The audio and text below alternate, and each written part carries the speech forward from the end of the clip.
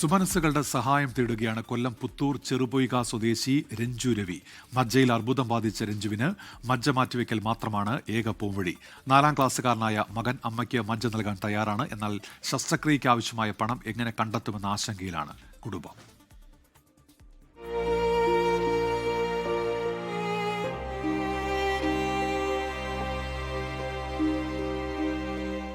തീരാവേദന തുടങ്ങിയിട്ട് 4 വർഷമായി.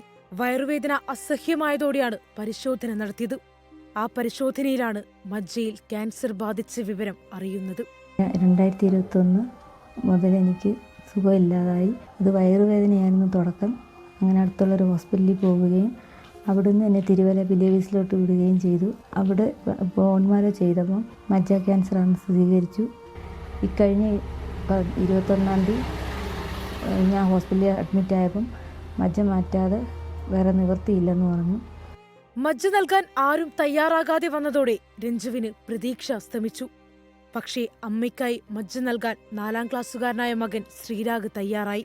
കുത്തിവെപ്പ് പോലും പേടിയുള്ള ശ്രീരാഗ് അമ്മയ്ക്കായി മജ്ജ നൽകാൻ നിർബന്ധം പിടിച്ചു. ഒടുവിൽ ഡോക്ടേഴ്സും സമ്മതം നൽകി.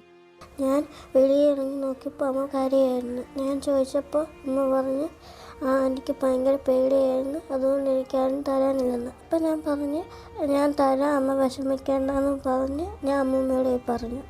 അവനാണിപ്പോൾ മുന്നിട്ട് ഇറങ്ങിയേക്കുന്നത് അവൻ്റെ അമ്മയ്ക്ക് വേണ്ടിയിട്ട്. അവൻ്റെ ഉറപ്പിലാണ് അവരുടെ അമ്മ സർജറിക്ക് ഇപ്പോൾ തയ്യാറായേക്കുന്നത്. അപ്പോൾ ആ ഡോക്ടറോട് ചോദിച്ചപ്പോൾ ഡോക്ടർ 50% ഉറപ്പ് പറഞ്ഞിട്ടുണ്ട്.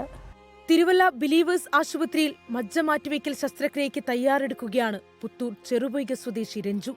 കൂലിപ്പണിക്കാരനായ ഭർത്താവ് രാമചന്ദ്രന്റെ വരുമാനമാണ് കുടുംബത്തിന്റെ ഏക ആശ്രയം. രഞ്ജുവിൻ്റെ ചികിത്സയ്ക്ക് ഈ നാട് ഒന്നാകെ പരിശ്രമിച്ചുകൊണ്ടിരിക്കുകയാണ്. 50 ലക്ഷം രൂപ ഉണ്ടെങ്കിലേ ഇതിൻ്റെ ഓപ്പറേഷൻ തുടർന്നുള്ള ചികിത്സാ നടപടികൾ ആരംഭിക്കാൻ പറ്റൂ. 50 ലക്ഷം രൂപയാണ് ശസ്ത്രക്രിയയ്ക്ക് വേണ്ടി വരിക. ഈ തുക എങ്ങനെ കണ്ടെത്തുമെന്ന ആശങ്കയിലാണ് കുടുംബം.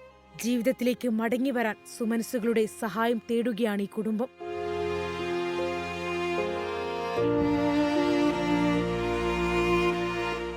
24 കൊല്ലം.